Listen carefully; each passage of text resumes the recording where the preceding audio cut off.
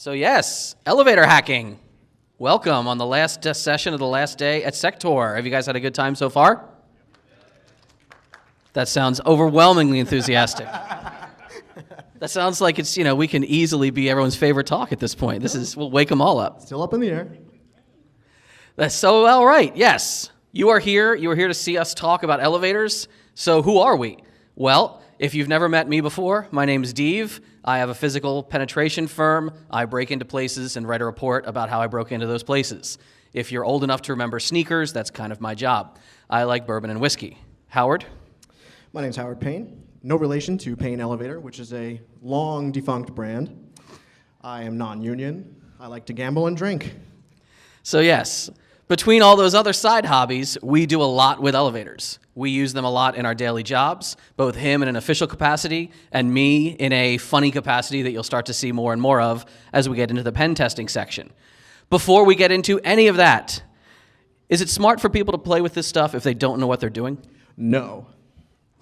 So, most elevator trips are completed without incident. In New York City, which is the area in which I'm from, there are literally 30 million trips every day, and very rarely do injuries or fatalities occur. It can happen, but most of the fatalities that occur are people like myself that are either working on top of the car, or in the pit, or in the motor room, or other mechanical and machine spaces. Yeah, in general, elevators are very safe. We know some people get scared around, tight spaces and they don't trust them for whatever reason. You should not really be scared in an elevator. If you want to see longer, more techie versions of this part of the talk, when we talked in New York City, we get all into the elevator safety systems and we talk about all the different mechanisms that exist. It's a fascinating world how it's evolved over the years to be one of the safest places you could probably be in a building. But that's not to say that incidents cannot occur, and there are a variety of failure modes that will result in grievous bodily harm or death. In this case, there is a leg in the 1-inch gap between the car sill and the landing floor sill. Actually, though, miraculously, this leg was saved. Yeah.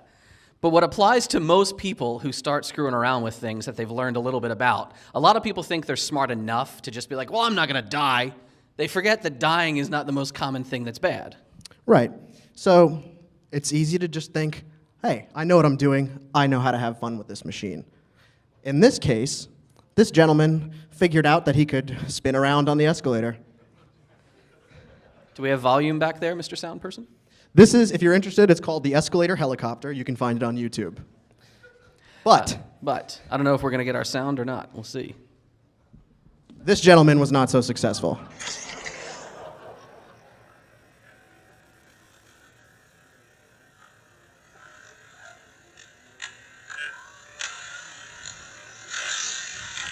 Now, it still looks fairly innocuous, but actually the amount of damage that was caused elevated this to a felony criminal mischief charge for the gentleman that was involved.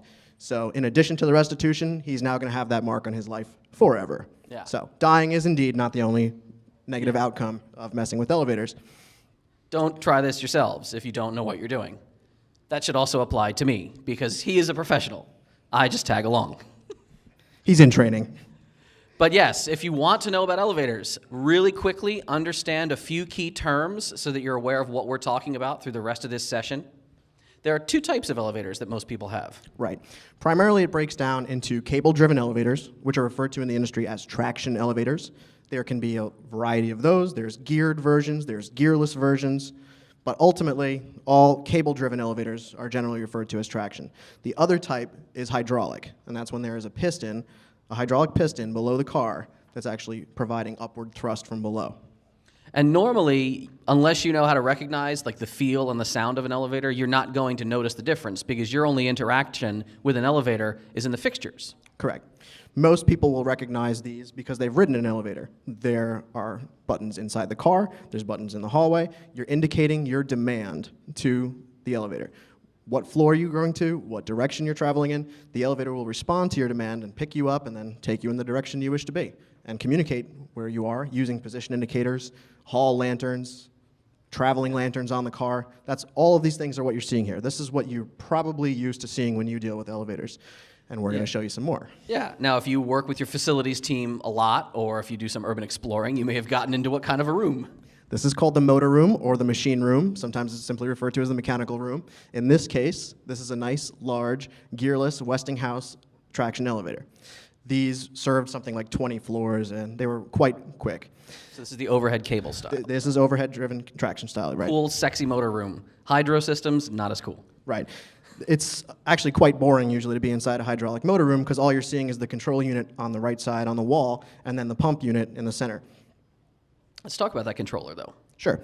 This is an older Dover hydraulic controller, and this is the same controller with the cabinet doors open. And you can see there's really not too much going on here. There's relays for control logic. There's relays for providing power to the motor, the contactors you're seeing on the bottom left. And there's wiring for the safety circuits and all kinds of traveling lanterns and fixtures like we were just talking about. But ultimately, this box is providing all of the control to the elevator system. Yeah, this is all your logic. Anytime the motor is moving, this is driving it. Anytime the door operator's motor is being told to open or close the doors, this is what's driving it, the controller. It's the brain of the elevator. Yeah, it's all wired all back down to this. There's not a lot of circuitry or any kind of decision-making logic happening, for the most part, in the cab. Independently, right. Independent of the controller. And because of this, there's very little that normally could go wrong in the cab. If you're just you're just in an elevator, riding the elevator, operating it like in automatic mode, you can't do a lot of things to screw the elevator up if you're not, doing some things we'll show you later. But elevators on automatic mode do their job very well.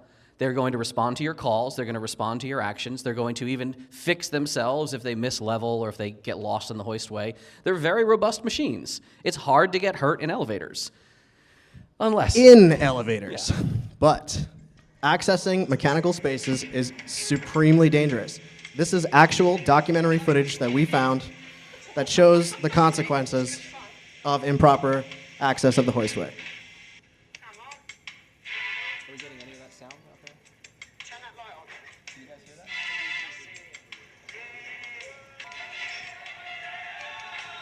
So these fine young gents have accessed the car top. They're having a jolly old time.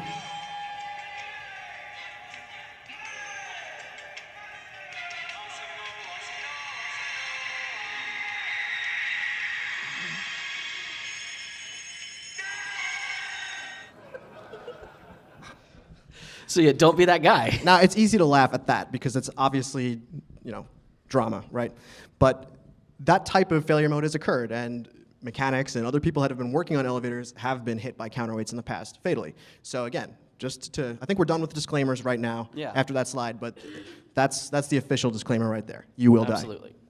But we said automatic mode is very safe in general, and that's when you are riding an elevator every day. You're on automatic mode. There are lots of other special modes of operation that elevators do have, however. Would you like to learn about some of them? All right. Number one, the most useful thing I ever do as a pen tester when I'm working in an elevator space and trying to use an elevator to my advantage is find independent service mode. If I can find the controls and activate independent service, I can pull that elevator out of group operation. It will no longer respond to other, like, let's say, the hall calls, people who are pressing the hall buttons. It will no longer service their calls. It will no longer drive anywhere just to park itself. I have full control of that elevator in the cab at this point. Outside of extreme emergency situations like a fire, the elevator will do exactly what my bidding is. So if you have locked out floors, if you have spaces the elevator's not supposed to travel to, usually I can get there on independent mode. If I don't even care about going somewhere in a building, but if I just want to hide in a building, I can put it on independent mode. I can just sit in the elevator, which will not go to anyone else, remember, and I'll have like lights and maybe some power if there's a little outlet in the elevator. I've sat in elevators with like an office chair that I wheeled in for 4 hours in one building. And I just plugged in my phone and like sat there like, playing, I think, like Smash Hit or something. And just fine, like waited for everyone to go home. Then I drove it to the data center floor and stepped right out. Because on independent service, much of the elevator's logic of how it services demand and how it does or doesn't allow travel goes out the window. Independent service mode, far and away, if you have this in one of your elevators, you should be aware of what it's doing and what it can allow others to do. And it can sometimes be configured. So there might be a way to disable independent from overriding security and all kinds of other things. But ultimately, independent service kind of harkens back historically to another type of operation, which was attendant mode. So in this case, there used to be elevator attendants that would drive the cab for you and service demand manually because elevator logic had not sufficiently developed to the point where the elevator could service demand on its own. Historically, you might see an elevator operator use a crank like this, in which case they can control when the elevator is at full speed in either direction, or they can hold the crank kind of halfway out and go at leveling speed, so as they're approaching the floor, they can slow down and level in and make a nice smooth stop for you. The difference, just to keep in mind, if your elevator has attendant operation, it might look like this. You might see an up and down button Like that, right? and a bypass button or a non-stop button inside the cab. The difference between attendant and independent, because they can be easily confused, is that attendant will still service demand in the hallway. So if somebody's pushing up, somebody's pushing down in the hallway, the elevator will try to stop and collect those calls, unless the bypass button or the non-stop button has been pressed. Or someone's like a super big shot, right? And they have this special priority mode. Exactly. So a lot of the major manufacturers have added priority services. So Otis in particular has two types of priority service. One's called express priority service, the other's called executive priority service. In both cases, an authorized user will have a special key. They'll insert the key in the hallway and turn it. That indicates to the controller that somebody very important needs to be provided elevator service as soon as possible. The difference between those two modes is in one, it'll just simply pick the person up and then continue on its way. The other will stop at that floor, tell everyone in the elevator over the voice announce system to step out because it's needed for another person, and then go nonstop wherever that person wants to go. Yeah, it's pretty nice. So pretty nice that's having that. ultimate VIP service. Yeah. So if you have like a big authority, has anybody ever seen, express service like that or executive service? Have you ever seen, like somebody bigger than you calling the shots, kicking you out of the elevator? A couple people. We got one hand. We got one hand. There's some people who believe in, a super person calling the shots. There's something called Sabbath Mode, if you've ever heard of that. Yes, if you've ever seen Bill Maher's film Religulous, they talk about Sabbath Mode. Sabbath Mode, it's a really interesting style of programming in the elevator. It's like an end run. It's like finding the loopholes in the, the liturgy, right? The Old Testament does address elevator usage, apparently, and this is the solution to it. So if you're curious, if you're not familiar with what this is, it's a special type of logic programming that was created specifically to allow people to ride elevators if, for religious reasons, they think they can't press buttons or activate switches. An elevator operating in Sabbath mode will automatically, without being asked, take its occupants to the very top floor of a building, usually. And then it will proceed to level and open the doors all the way down manually, floor by floor by floor, allowing the occupants to step out and never having actually interacted with the switches or the buttons in any fashion. It's kind of, it's like hacking it's like hacking God, right? On super tall buildings, sometimes Sabbath elevator will actually skip stops, so it'll stop maybe at only the even floors or the odd floors, just because it can. This can be a 6 or 7 minute ride if the building is sufficiently tall. But I just think it's neat because the elevator community made it up. They created this because of local demand. Right, exactly. It's And actually very common in New York City and the New York area. So you may not have seen that kind of a mode, but you may understand and really wish that you could have seen load bypass mode. Why this is not enabled in more places is beyond me. And if you have a big building, maybe you want to consider talking to your elevator techs, or if they don't understand it, hiring a better elevator tech. Have you ever been in an elevator that is clearly full, and yet, as let's say you're trying to get down to the lobby, other people who have made hall calls, it keeps stopping and trying to collect those passengers, and you just have to be that guy, the door's open, you're like, sorry, it's full, and you go down one floor and it stops again, and you're like, sorry, it's full. The elevator knows how much weight is in it. It can. Like, it should. How many of you have ever been in an elevator that's overloaded and it got angry and beeped at you? The elevators can tell. They can be configured this way. You can have the logic in the controller say, hey, you know what? I'm effing full. I shouldn't slow down this process and stop at every floor. I should just go to the floor. They can do load bypass operation if it's turned on. Why it's not is beyond me. Another type of really useful thing, again, this is just optimizing your facility if you have any control over your facility. There's all kind of anti-nuisance modes that can be programmed in if your controller supports it. So the idea of someone just pressing all the buttons and like hitting all the floors and jacking it up, it'll dump out those calls. Boom. boom, done. This is an elevator that has anti-nuisance mode that we found in Hawaii, I think. So we're going down. 1, 2, 3, and boom, out. It's like anti-overload. It's like they know we're here. It's like the hacker codes. So yeah, there's all kind of optimizing you can do. Maybe you'll be in a building that just has peak service, and it tries to park the elevators and have them wait either at the top or the bottom at different times of day. But you can get way more into this. You can do a lot of optimizing. Yes, question right here.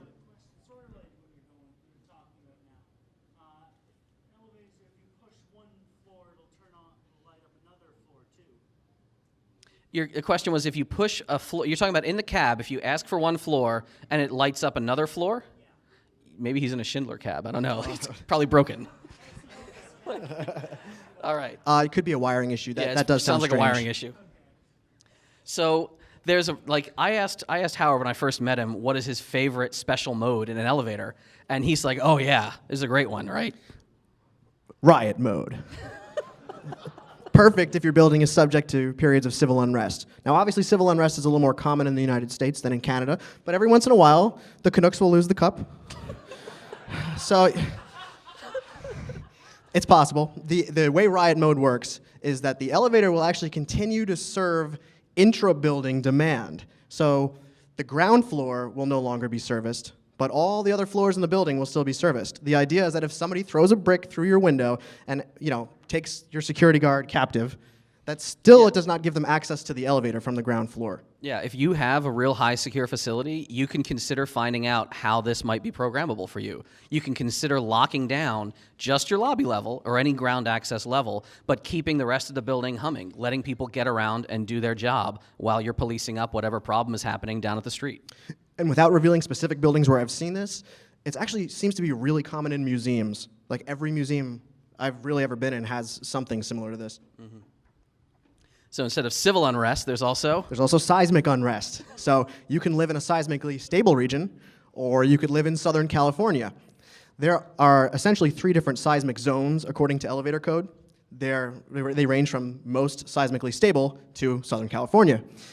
There are usually systems in place that will detect if the building is vibrating. But also, the more common method of detecting that there is a major seismic event affecting the elevator is what's called counterweight displacement. So you picture an elevator that's on cables. Attached to the other side of the cables will be a counterweight that should weigh about 125% of the weight of the cab plus its occupants. The problem is that during an earthquake, that massive weight can actually detach from the guide rails that it's traveling up and down on. And if that happens, you now have a 4,000-pound wrecking ball swinging around on a wire rope. Yeah. So usually there's a ring on a string is what they call it. The string runs up and down the hoistway, and the ring is the contact. So if the ring makes contact with the string, implying that something's moving around, it tells the elevator stop as soon as possible, move in the opposite direction of the counterweight, possibly even up in that case, and let the occupants out. Yeah. So there's a lot of interesting modes, and a lot of those are automatically triggered. Now, there are interesting modes that can be manually triggered as well. Medical facilities will have code blue service in a lot of their elevators. If you've ever seen the little code blue halo, the little medical priority halo around a key switch, that's what you're talking about.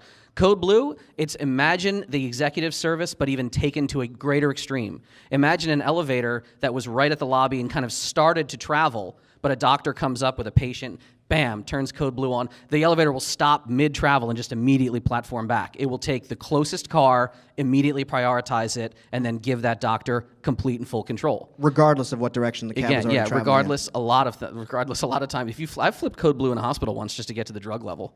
I didn't have the passcode and it worked. Oh, good. Yeah. It was a job. It was a real job. Sure. There's also code pink. Not this code pink, different one. It's also in hospitals. Do you know what code pink actually is? Code pink is baby theft mode. If the little baby LoJack gets set off as you're leaving, the maternity ward, which there's a whole fascinating field about baby theft protection, which, by the way, is very uncommon. I don't want to scare any parent. I don't believe in, fake fears. Baby theft is very uncommon, and almost all infants that are ever taken are reunited with their families.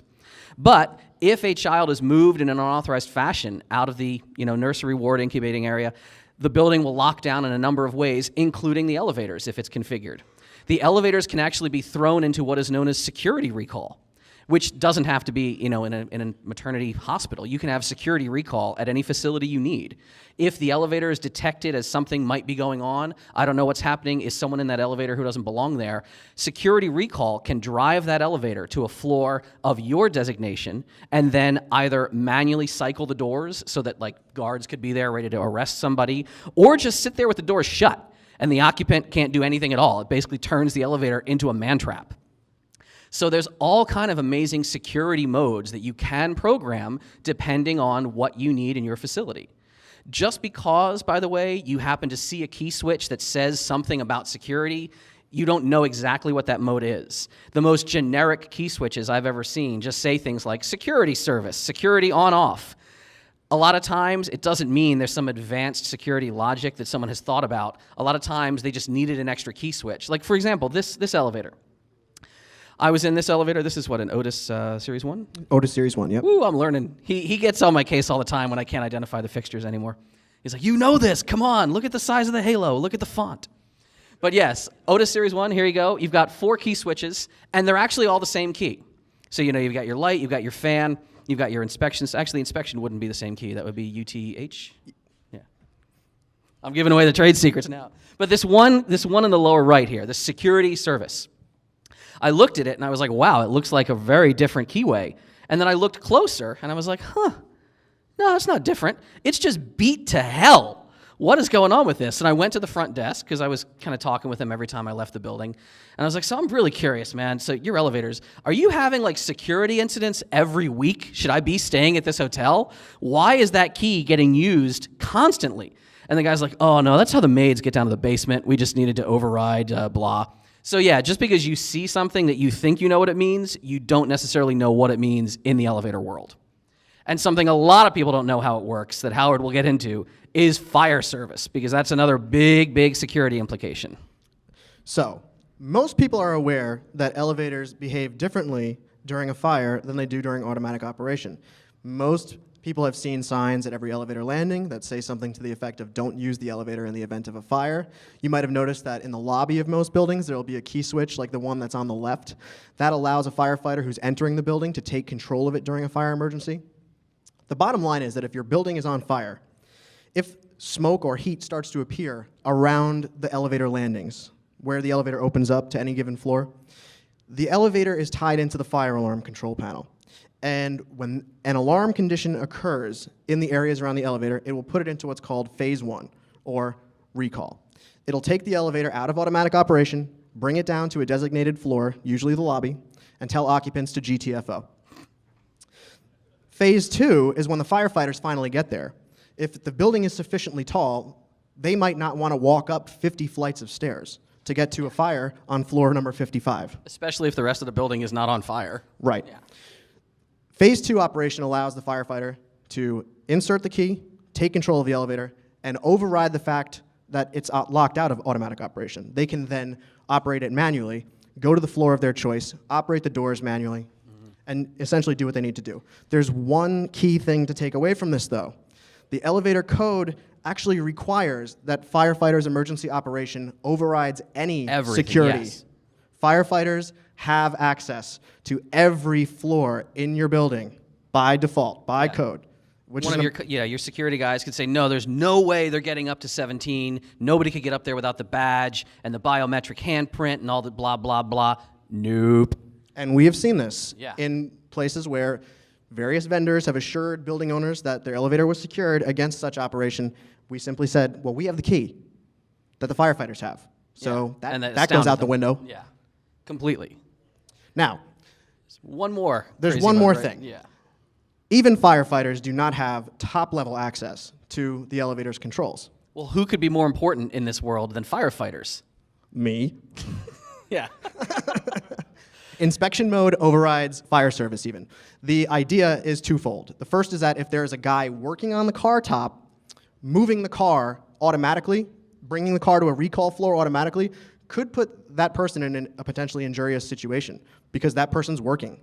The elevator doesn't know what that person is doing on the car top. So by moving it unexpectedly, that could cause issues. The second part of it is, if I'm working on the car top and the building catches fire, there's a little indicator up there that says it should be on fire recall, but it's not moving. I'm going to get out of there as fast as possible. Yeah. So, yes, being trained and avoiding injury. That's the factor there. But again, you getting into the hoistway, no. There's a lot you can do in the hoistway, and we're even going to show you some of it. It is not a safe place to be if you don't have the training. There's a lot of advanced controls in there that you can do a lot of fun things with. You won't know how they work because legal has told us we can't tell you. However, let's learn about some other things that you should be able to see on a daily basis and maybe even implement if you want. There's a lot of vendors that try to offer you means to secure your elevators. Because again, if this is a box that will take people anywhere in your building, roughly, a lot of individuals will say, I don't want people just to have control of this elevator. I want to restrict how they can use it. Let's look at some of the most common ways that happens.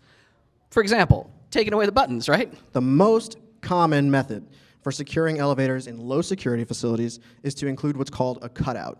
That's what you're seeing on the left. That is just a key switch that tells the elevator either this button should or should not be registering calls. When that key switch is flipped, it's going to either allow or disallow the use of these hall buttons. There's an analogous version of this in which there are no buttons, in which the key actually indicates what direction you want to go. Yeah. The benefit of the former being that you can just turn it on and let people do their business and then come out later and lock it out when no one should be there. In this case, you need the key. Yeah. Some people may have seen systems where you need like a key card to actually make the elevator go where you want to go. That's a very common situation. So here we have, that's not really a button, it's just a lamp, and now the light is on because I used my key card. That elevator is going to service my demand. Cutouts in the cab are also very common, right? Absolutely. There's a fundamental difference, though, between a hall call cutout and a car call cutout. Hall call cutouts don't actually affect firefighters' operation because firefighters have their own key. They can essentially register their demand using that key. Cab call cutouts cannot disable the button. The reason being that if the firefighter that's servicing you during a fire needs to get to that floor, they don't have time to ask you what key they need to get to that floor. Yeah, a lot of people think this is just like a serial circuit and that key switch is breaking or enabling that circuit. That is not the case. It is a whole separate relay going back to the controller saying this condition is set, this condition is not set. If you throw it into special modes, does not matter what those key switches are doing. Those buttons still absolutely work. Now, it's worth pointing out, actually, on that last slide, these key switches are like factory default. So whoever installed this car station bought whatever key switches their elevator vendor had sold them. And it looks like either Dover or Thyssen from looking at it. On this slide, you notice somebody went through a lot more trouble. Can anyone identify that kind of lock? It's hard to see. No, not Obloy. That is a Medico lock. That is a higher grade lock than the ones you've seen in the other key switches so far. So you might wonder, whoa, what is on that floor? I don't know, something a little bit special. So, again, there are alternatives to that. Even if you have a badge system, you might be trying to integrate your badge system. A lot of times, it's done through dry contacts. The badge system is binary. It works or it doesn't. You're badged in or you're not. There are more sophisticated versions and implementations of that, but most people just go for what's cheap. Yeah. And they go for dry contacts. The badge reader is pretty dumb in that case. Now, the only tried and true real elevator security that I've ever seen was something he showed me. And Howard, Howard showed, he's like, hey, this is a way to do some physical security in an elevator. I just fell in love with this instantly. And I was like, what is that? Because he showed me this first. I'm like, is that some kind of weird, hall call cutout? That's a big plate of metal. That's one heck of a key switch, right? No. They just put a prison door in front of the elevator. Yeah, physically securing the elevator area is really the only absolute tried and true method of preventing people from using the elevator in an unauthorized way. Just to be clear, this actually is not permissible by code. This was actually a variance that was granted, and I took this photo because it was notable that they were able to get such a variance, and it caused an incident. It's a little bit out of the scope of this talk. Ask later if you're interested what happened with that. But unless, this was truly secure. If you have control of the this, elevator, it doesn't get you on the floor. Unless you're barricading the elevator, which you don't have to do in front of it. You can make a vestibule around each landing. Unless you're doing that, please just think of your elevators like another set of stairs. They are just like an open stairway because people who know what they're doing can get that elevator to go anywhere they want in the building. So we've talked about the security. Would you like to see us take a giant dump on it? All right. Remember, there's no hall call button kind of situation where you're not supposed to be able to register your demand for that car. What happens in this video here?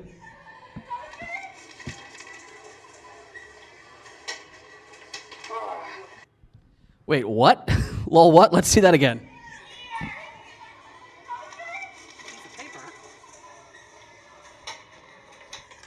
So how did somebody just subvert that with a piece of paper?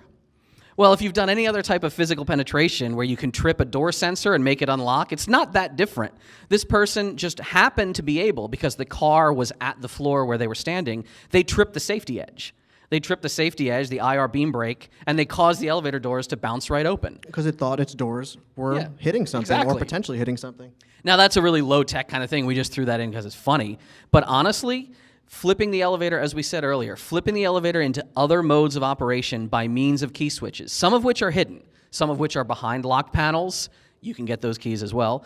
Some of which do things you might not understand. Don't screw around with that if you don't know what something is. But I love card reader on off is literally like a function in this elevator. Like, oh, we have to have a badge to get upstairs. No, you don't. Off. Independent service, as you see, independent service is there. It's going to do the same thing for you. This, sometimes they're not always labeled with perfect halos. Sometimes they are. Sometimes they're even labeled with what key you need. I love that. They just showed you, these are innovation fixtures, right? It's just too hard to remember what key goes to which lock. Yeah. So let's write it down so you can order it off eBay later. Because a lot of elevator folk don't really keep track of it. They show up to do the job and they go, okay, I need this key. Or they ask the building owner, where's the key for this elevator? Sometimes, if you're really into this though, and this gentleman is, and you've spent maybe most of your life working in the field and really interested in it, you start documenting every key you find. You start documenting all the key switches. You start maybe compiling a database that you've been growing and growing your whole life, and then you become the guy who has the biggest collection of elevator keys pretty much anyone in this universe has ever met. That's Howard right here. And in fact, these aren't even your keys, right? Not anymore. These are your keys now. And it just keeps growing. And these are all, he knows which every one of these does. He can walk into a job and just identify the fixtures and say, oh yeah, that's clearly this, I need this key, 1 second, I've got it on me. So it's not that I can just look at a lock and say, oh, that's this key. Sometimes that can happen. But you can look at the key switch and say, well, maybe this is Otis. Well, that narrows it down to about 15 keys tops. You have a question right there, sir?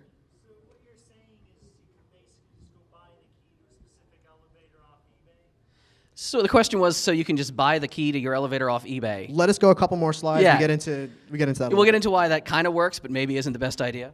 But what you want to understand from this slide is that there are brands of elevator, and then there are brands of fixture. They are aftermarket providers of products, and they have their own keys and key switches. So even if you think you are like, oh, well, I have this Otis elevator, job, and it must be a very secure because my Otis guy told me it was secure. You might not even have Otis fixtures in that cab. Correct. You probably will because Otis likes their own stuff. They do. Yeah. But there's all different brands that you can identify them quickly and use the right key, and boom. You want to talk through any of these at all? Sure. Again, there are a lot of overlap between the different fixtures that elevator manufacturers will install. We just showed you 2 slides of Otis fixtures. There was GAL, another huge company. Innovation is really popular when somebody modernizes an older elevator. A lot of times, companies will purchase innovation fixtures specifically for modernization purposes. Adams is a division of Schindler, so you'll see a lot of overlap between their products. This building right here, you recognize those buttons, the little square slightly around that's a Schindler job. This whole facility is Schindler. Well, the convention center is. Center is, yeah. To be clear. Schindler also owns a company called EPCO, and their fixtures were really popular back in the day for like Westinghouse and some other types of brands, but they're still really popular with Schindler and as generic fixtures as well. ThyssenKrupp, that's the other one of the big names in elevator industry. They own a company called Dover. If you've ever been in a low-rise, kind of like a Holiday Inn or something, you've probably seen those big, fat, square white buttons. Dover Impulse series, absolutely. Just to be clear, Dover is still a corporation. Thyssen bought Dover's elevator division. Okay, right. Okay. There's a lot of interesting overlap. And because of all this overlap, and because of all the different relationships in the industries, when people say, ooh, I'm going to get myself some elevator keys, you don't actually know what you're going to get from some vendors. Some people are selling these online. For example, there's this set, right? I love this. I ordered this, and when I opened the package, the smoke actually came out of the package with the keys. It was awesome. This is a $70 set. It'll get you 8 keys. So yeah, just under $9 a key, all allegedly fire service keys. When we got it, it was like, what is this? Yeah, it was a junk set. This is garbage. This is probably the most popular set in the industry by Ancelotti, right? That's what I understand. This is from a company that specializes in fire service equipment. So not so much for elevators at all. They specialize in things like, Halligan tools and you name it. Firefighters' tools, and they happen to sell an elevator key set. Yeah. Also garbage. And also very expensive. $200 for about 17 Yeah. keys. So you're paying almost $12 a key. And we looked at the set and we're just like, wow, half of these are miscut badly. Half of them seem to work for territories that aren't even around here. So people assembling these key sets don't always know what they're doing. They've just had a friend who saw a key work once, and then you got a key that's working? Well, I'll add it to the set. And it's probably been, run on a duplicator. It's a copy of a copy. Yes, you can find keys that are properly code cut on an original machine, not a duplicator. But again, you're dealing at that point, at that level, you're dealing with an industry supply site like Elevator Keys, not just going on eBay. You can go on eBay and find a lot of this stuff. You don't know exactly what you're getting. If you try to call Elevator Keys, though, I don't know. I mean, I called that guy once. He was a dick. They make sure that you're who you say you are, pretty much. Yeah, I've faked letterhead to get elevator keys before from some suppliers. I've never been able to get that guy to even call me back. But yes, if you can get the keys by some means, you can do all of this stuff. And people will sometimes ask us, they'll say, well, what about really futuristic systems? I've seen buildings where, you just tell it where you want to go. It's not like you're using buttons. Has anyone ever seen this? It's called a destination dispatch system. The industry wants to push people to them. The public is resistant because the public feels like they're not in control of the cab. But for efficiency and performance, it's great. The problem is, if you're a pen tester, what are you going to do with this thing if I want to get to a floor that's not lit up? It's not telling me I can go there. Well, what does every elevator have to support in its mode of operation? It has to support fire service. How is a firefighter going to use their keys on a touchpad system? They're not. They're going to use their fire key to unlock the hidden locked panel, which has manual push buttons for all the floors right there. Almost every destination dispatch system will have a simple access panel just like that, which I've been told, right, that even if it's in automatic mode, you can just register hall calls or floor calls. You can just register floor calls from there. There was one job I had definitely seen that myself. Yeah, so there's there's just keep in mind there's hidden features of your elevators that you may not realize.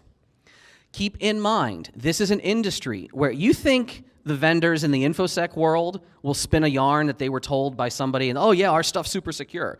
The elevator industry is way behind the times on security, and they will assure you that what you want, they can do it, and it's absolutely secure.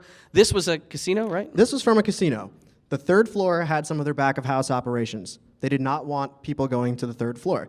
This was actually a service elevator also, so it's worth pointing out that this was not intended for your regular guests, but still they didn't want every staff member to be able to access that particular area.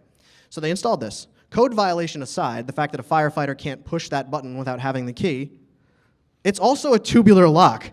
Yeah, and you said, like, hey, man, what's up with this, like, crazy lock in your elevator? And what did the guy tell you? He says, well, what's the big deal? And I said, well, it's, first of all, it's done wrong, and second of all, if you're protecting your assets in that area, you're going to need something a little better than that. And the guy says, he says, what are you talking about? It's unpickable. It's a tubular lock. Yeah. The industry is reusing just keys and key switches that they have been given from some supply house over and over and over. Howard texted me a photo one day, and he's like, check it out, man. Look at this key that I found. I was like, oh, wow, a Dover job. Sometimes he's testing me. I'm like, that's a Dover job, right? This is a Dover impulse system. He's like, it's totally the Dover key. I'm like, I'm at Subway. Yeah, like... These are just industry supply channels. Someone will assure you that your key is unique and no one has it. You don't know where these key switches are coming from, and you don't know how easy it is to identify them and find the right key. There's a lot of cross-pollination. Yeah. You also have stuff like this. This is just standard practice for one of the biggest names in controller configurations. So they say, oh, we have remote access. We're going to talk to you all about remote access in a bit. You can remote in to our system. So to set everything up correctly, we sent you this little Linksys router that you're going to put on your network. Just go ahead and set the password and the name to MCE support. While you're doing that, set the admin password to MCE support. Just set it all to this one password so we can always get in, and there will never be a problem for you if you do that. Yeah, it's not like the PDF is published online. Right. Oh, that's where we found it. I don't know. Have you been hearing the sound at all when we were playing clips out there? Yes or no? All right. So we've got some other funny clips for you, too.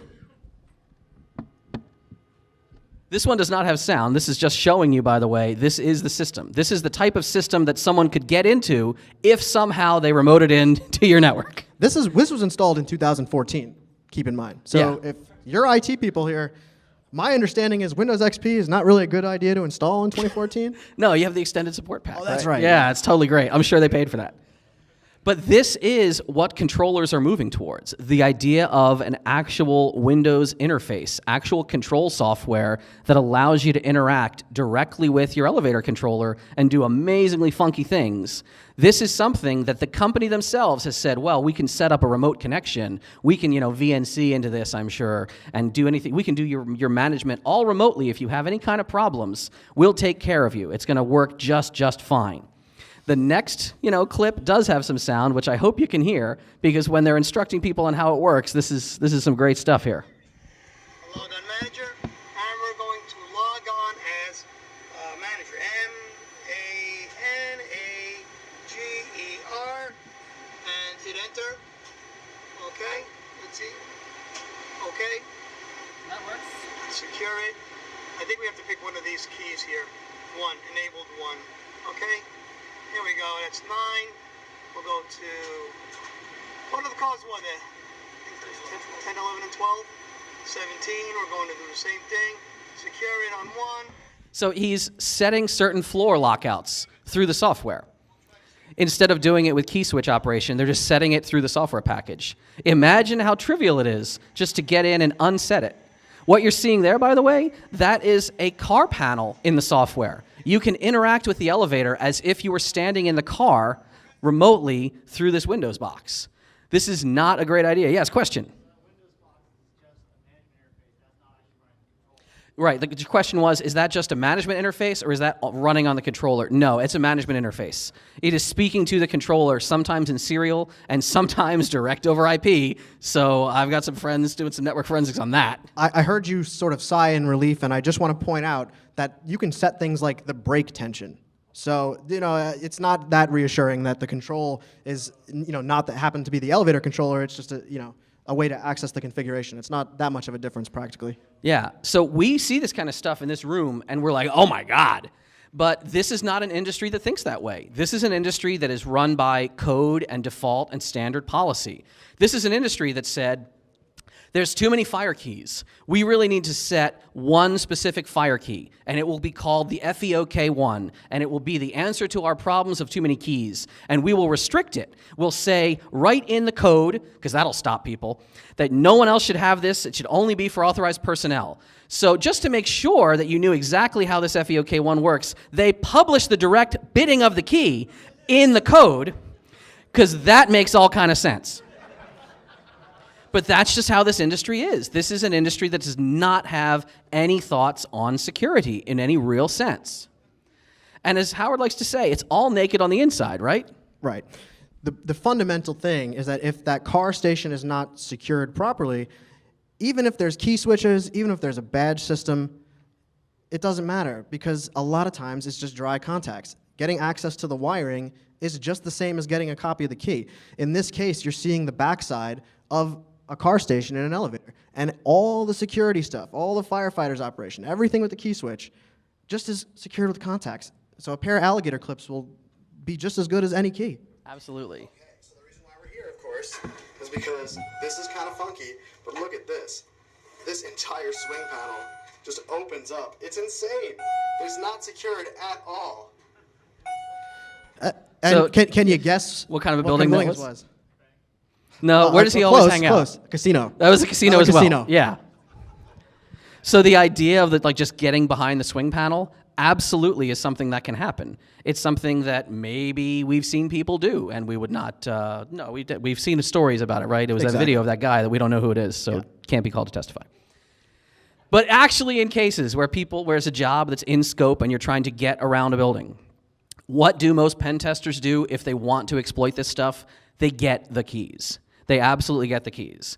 As we said, there are nonsense key sets online. If you know us personally, you might be aware that the key sets that we have are way better organized, and they're really nice. You can check them out later if you want to, see exactly how proper keys are supposed to look. They should have stamps from the manufacturers saying what key they are. They shouldn't look like they were run on a duplicator whose wheel hadn't been refreshed in 2 years and was run by a monkey on acid. Nice, tight, usable keys will get you through a lot of things. Yes, these are mostly independent service keys because even my best friends, I will not give you the fire keys unless you've had a training program. If you have the fire keys, though, you want to see a fire key story? All right, we got some nodding. This is some good footage you're about to see, just if this hasn't, clicked in your mind exactly how directly and quickly this can work. There was a building, and this building had a secured lobby area. They had a guard and a check-in station. But the rest of the building did have elevator access, and the elevators were able to take people down to their cars. So the parking deck was out back. Now, normally, they said, well, no one could come into this building and use those elevators because A, the door's locked out back, and B, the elevator doesn't go anywhere without a badge. You can't drive this elevator up.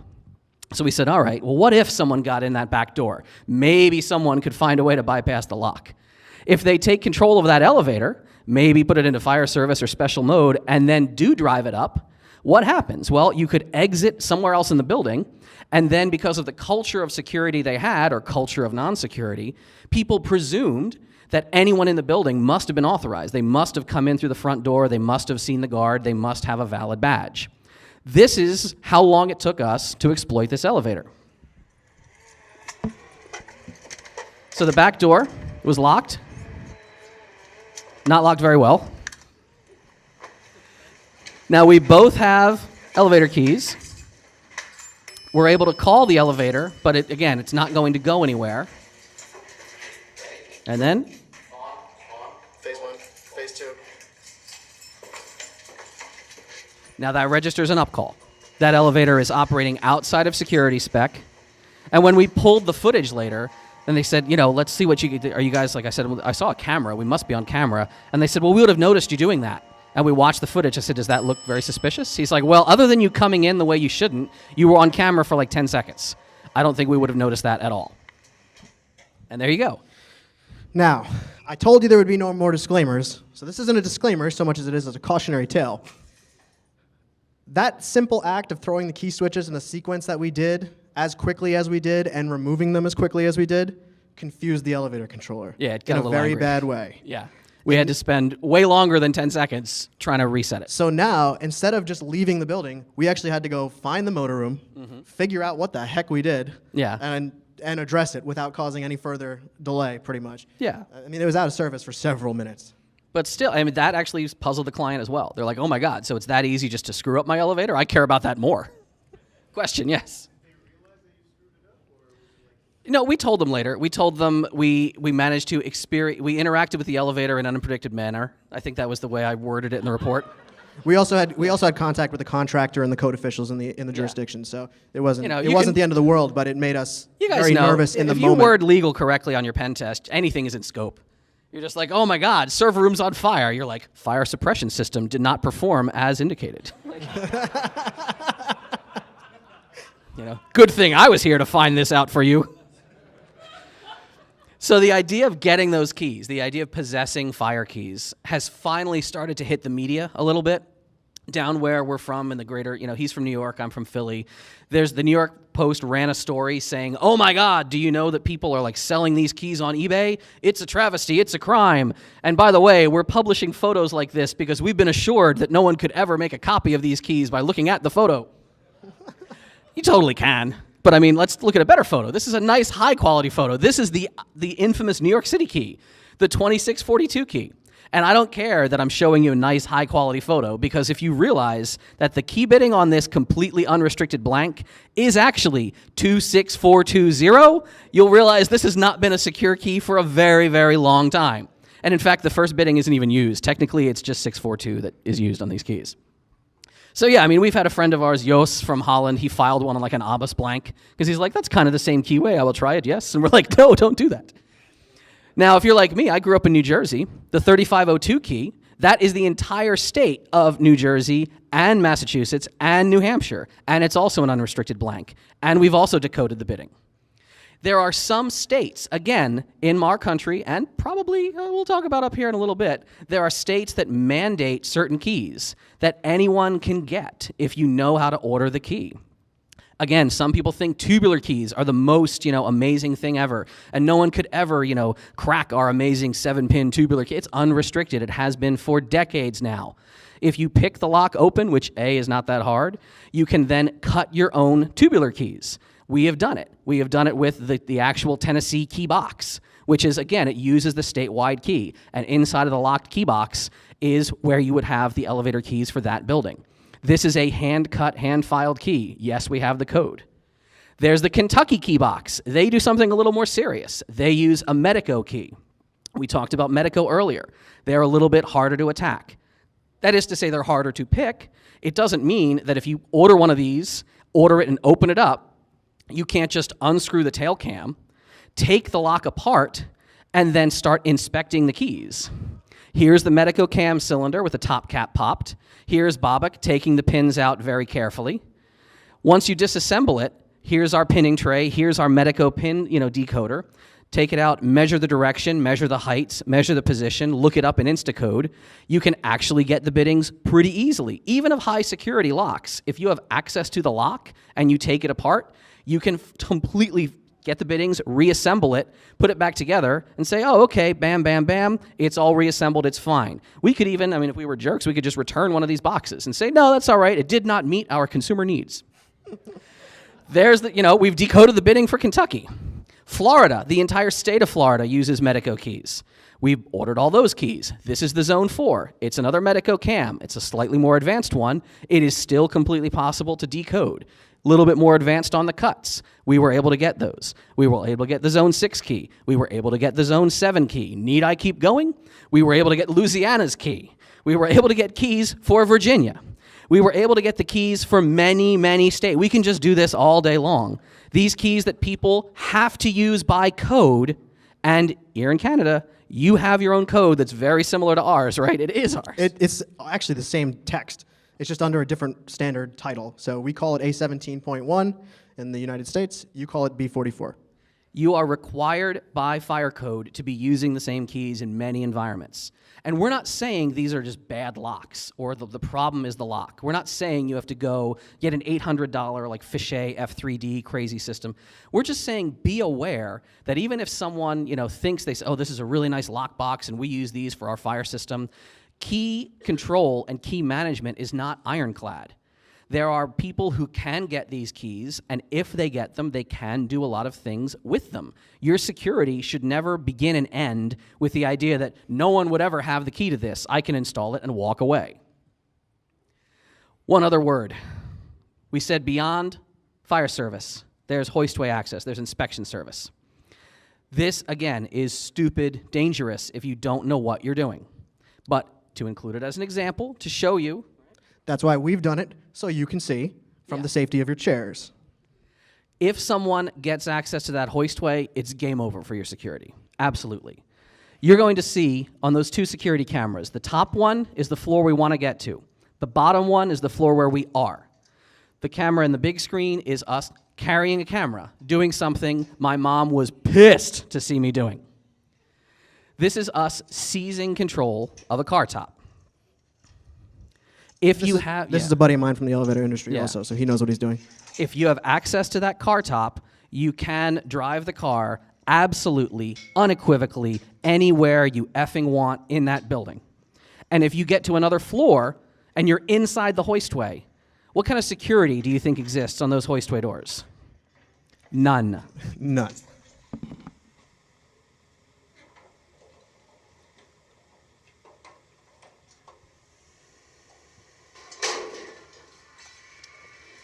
Okay. Power's now going up. Going up. Going up. To prove we can go down Going down. and up. Going up. We entered on 2.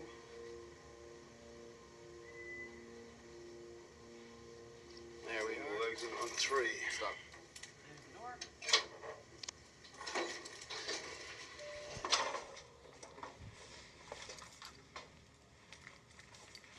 You can just send it down. Now, some jurisdictions will actually let you put varying types of locks on your hoistway doors, but inevitably, they always require you to provide it such that firefighters that have their own key are going to be able to use that key to open your hoistway door lock, completely defeating the purpose. And many of these locks that exist, ask us later how they're constructed, how they operate. They will fail in hilarious ways that you may not realize. So yeah, if someone gets into that hoistway, it is pretty much game over. Also, if someone gets into the motor room, absolutely game over from a security perspective. Howard has this really great analogy that has to do with different levels of access, and I think this makes a lot of sense. Sure. So from the bottom up, you give your users keys that let them get to the floor they're supposed to. You maybe give your custodial staff independent service keys. You keep fire service keys in a key box for emergency personnel. You probably keep an emergency hoistway door key somewhere in your building as well. But at the very top level, there's that machine room access, which I've kind of likened to hypervisor access. Yeah, you've seen what those controls are. The idea being that a person in the motor room who has access to the controller cabinet, has access to the hoistway wiring, can do whatever they want. They could manipulate the universe that the controller sees. So as far as the brain of the elevator, thinks its arm is attached, it's just a phantom limb at this point, right? You can do what's called jumpering out all the safeties. You can actually change the interlocks of how the elevator will perform and not perform. This is what people like him do on tests, on actual tests. Like you're about to see a video here that looks like an accident. It is not an accident. This is all on purpose. So this is a 5-year full load test. The elevator is loaded to capacity. It's actually loaded over capacity. And it's about to be crashed into the bottom of the hoistway.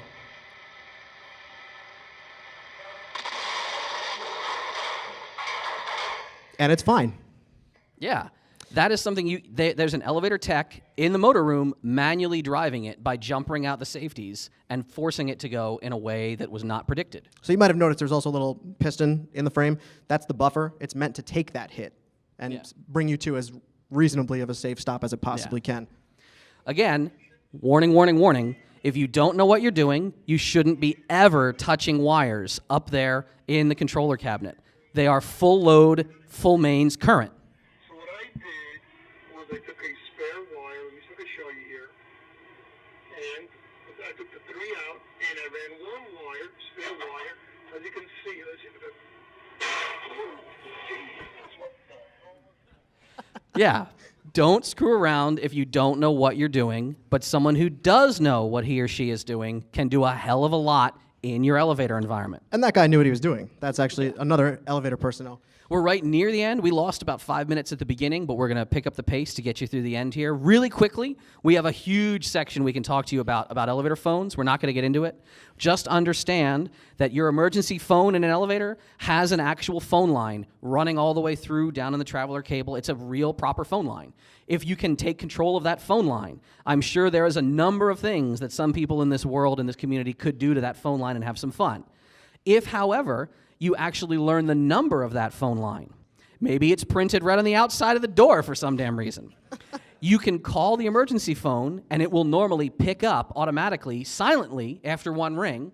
Now, if you're just like an internet troll, you can call people and I'm the elevator, I'm watching you. They've turned me into an elevator. And make people think they're nuts, but there have been incidents where people have called the elevator phone and not said anything, and just listened to what's going on in there. People treat elevators as this little private space where you can have a conversation. You probably should be aware that it may not be so private. Couple of things, again, if you're a lot of big business folk, a lot of commanding people in this room that have authority, there should be some warnings about violations. We want to give you a little bit of guidance that'll help you stay out of legal hot water. Has anyone seen the PBS Nova documentary that this slide is from? The guy trapped in an elevator for 40 some hours. This gentleman was trapped in an elevator for approximately 48 hours, right? Mm-hmm. There was no one to come to help him because the alarm wasn't heard and the phone wasn't working. Coincidentally, those are the 2 most common violations that we actually find. Yeah, alarm bell not working, phone not working. Now, what's interesting about both of those is that that's something that you as a building owner can actually test on a periodic basis safely. Yeah. So I would encourage you, if you're a building owner or if you're a property manager or you're at all involved in decision-making with this, to make sure that monthly tests are being performed in this regard. So that if somebody was to be entrapped, that at least you can say, we did everything we possibly could to make sure that these safety systems worked. Yeah. And if you test your phone, just press it. When someone picks up, ask them where you are. Right. You say, where am I right now? And they should be able to tell which car you're in. If the phone didn't automatically tell the person, because usually it's an automatic system, it'll dial someone, it'll say, this is an emergency call coming from elevator bank, blah, blah, blah. You are now on this line. Oh, it's one other thing. It might also dial 911, so you might want to check that out before you hit the button. Yeah, that happens. Another thing, the assault switch, as it's, used to be known in the industry, these toggle switches have been removed. Many times they are key switch now, the stop-run switch. There are people who have done some very nasty things in elevator, like robberies and worse, just because they can stop the elevator and trap someone in there. There's stuff in the news, right, with celebrities in this. Yeah, there was some kind of incident with Jay-Z, and he got punched in an elevator, and the security guard in the elevator is struggling to reach the stop switch, which was apparently thrown during the course of this. Yeah, but in general, your building, if you don't know how the hoistways and other access spaces are secured, and we've seen them secured really badly, if people are getting around to these spaces, either for nefarious purposes or just goofy purposes, because they like to explore. I don't know how many urban explorers you have up here in the north. We have a lot of people that like to just get around buildings where I'm from. Toronto's the capital of urban exploring. Is it? Well, Ninjalicious. Okay, Right? Ninjalicious says so. This is an asshole riding the counterweight, for God's sake. Now, don't have that happen in your building. Now, I'm sure your liability is minimized if this yo-yo did this themselves by crawling through a hole, but you want to limit your liability in other ways? Have some oversight as to what your techs are doing. There is supposed to be a record of all the work done. And there's also a record that indicates when the work is supposed to be done. It's called the Maintenance Control Program, or MCP. Now, you're looking at a blank MCP. You didn't just download it from the internet, though. I did not just download this from the internet. This was found in a motor room. Somebody actually got hurt on an elevator. We went to check it out, and we found this. Now, how do you think that looked in court? Yeah. There are situations where techs and contractors and constructors will kind of collude, and we don't want to make extreme claims and saying it's just absolute payoffs. But there are jobs where, for example, a building owner said, oh yeah, I've been replacing these ropes and these cables. It cost me $30,000 each time. You looked at it, and look at the tag, right? Well, this is actually a different photo. There was another job we were on where, again, the contractor was allegedly changing the hoist ropes. It turned out they hadn't been changed since 1971 or something crazy. But it says right there, this Otis job was done by Otis. Yeah. Right. So that's very nice of them to let you know. Unless the guy's name was Otis in the hoistway doing this work, that tag is not filled out correctly. So yeah, do your tests.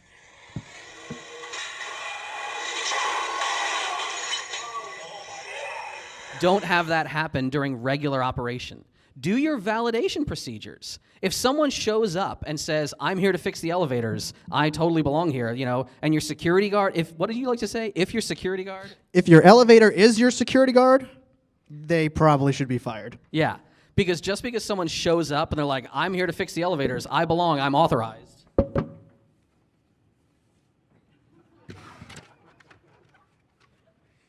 Yeah, look at us. We're authorized too now. Check Totally it out. work for ThyssenKrupp. Yeah, exactly. They used to sell these shirts on the web, right? Until we made our Until we first made our talk. first talk. So what does this come down to? What do you do now? What is the takeaway? In general, there are elevator techs, there are elevator technicians, the people you have servicing your actual elevators and escalators, and then there are security consultants. If you have the latter, you might say to them, wow, I saw this thing where I can connect my elevator to the internet, and that seems like a bad idea. And you say to them, yes, actually, if you read the manual, that is in fact a bad idea. And they say, but I still want monitoring. I want my elevator to be able to tell me if something's wrong, or I want to know if someone is, turning it on to independent mode late at night. There are extra dry contact circuit boards. There are ways you can configure this to let people know and actually alert your IDS. It'll alert your access control system. Just like you can have your server room door throw an event log or throw an emergency condition if it was opened without a badge event, let's say, your elevator can do that. Your elevator can tell you. It can dispatch you a notice that says, elevator 6 just went on inspection service. And if you know the elevator folk are in the building, you're like, oh, that's okay, they're here. If it's 2 in the morning and you're getting that email, maybe there's a problem and you should check it out. Your elevators deserve at least as much attention as your front door, your server room door, and your other doors. You just have to talk to people who know how to configure them this way. And, there's not too many people that are as awesome as him in the industry. Oh, well, Thank you for coming. Yeah. So, yeah, thank you. So we ran like a minute or two long. We will stick around for questions. We will also just let you play with the locks. If you want to know more about this, just get in touch. I hope this was worthwhile. Thank you for coming.